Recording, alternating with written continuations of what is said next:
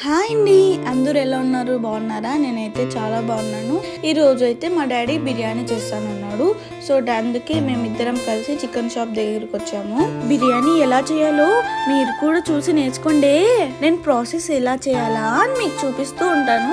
మీరు కూడా అలా చేసేసేయండి. ఆనియన్స్ కట్ చేసుకొని పక్కన పెట్టుకోవాలి. తర్వాత అల్లం వెల్లుల్లి పేస్ట్ రెడీ చేసుకోండి.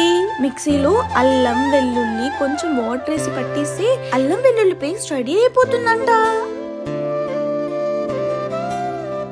ఇదిగోండి, మన అల్లం వెల్లుల్లి పేస్ట్ రెడీ అయిపోయింది. అయ్యో, నేను గోంగూర పచ్చడి చేసే ప్రాసెస్ మర్చిపోయానే. మరి ఎప్పుడైనా చూపిస్తాలేండి. మా డాడీ పచ్చిమిరపకాయలు నీట్గా కడుగుతున్నారు. ఇందాక పచ్చిమిరపకాయలు వాష్ చేశారు కదా, ఇప్పుడైతే పుదీనా కొత్తిమీర కూడా వాష్ చేస్తున్నారు.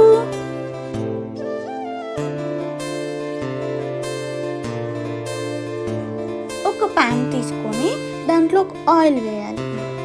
ఆ తర్వాత మనం ఫస్ట్ లో ఆనియన్స్ కట్ చేసుకున్నాం కదా, అది ఈ కలర్ వచ్చే వరకు తిప్పుకోవాలి. బిర్యానీ ఆకు, పచ్చిమిరపకాయలు, పుదీనా, కొత్తిమీర వేసుకోవాలి. అలాగే టమోటా కూడా, పెరుగు, ఉప్పు, అల్లం వెల్లుల్లి పేస్ట్, నిమ్మకాయ రసం, కారం, ధనియాల పొడి, ఇది కలర్, అది నెయ్యి, ఇది పసుపు, టేస్టింగ్ సాల్ట్. ఈ పౌడర్ అయితే హోమ్ మేడ్ పౌడర్ అండి. ఇంకెప్పుడైనా ఈ పౌడర్ ఎలా చేయాలో చూపిస్తానే.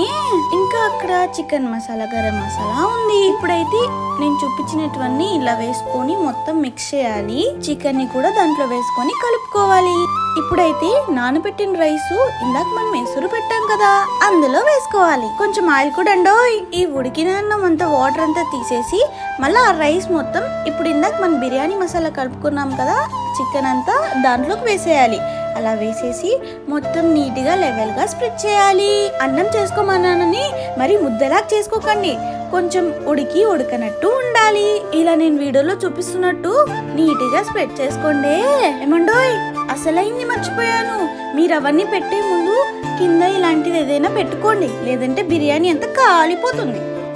ఆ రైస్ మీద మనం ప్లేట్ కప్పేసాం కదా, దాని మీద గాలి వెళ్ళుకోకుండా ఏదైనా బరువైనది పెట్టండి. ఫస్ట్ మూత తీసి బిర్యానీ అలా ఇలా కదిలిచ్చేసి మళ్ళీ మూత పెట్టేయాలి. బిర్యానీకి రెస్ట్ కావాలంట.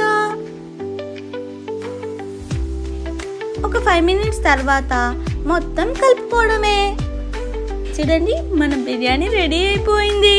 ఎంతమంది ఈ వీడియో చేసి ట్రై చేశారో కింద కామెంట్ సెక్షన్ లో కామెంట్ చేయండి. Bye bye.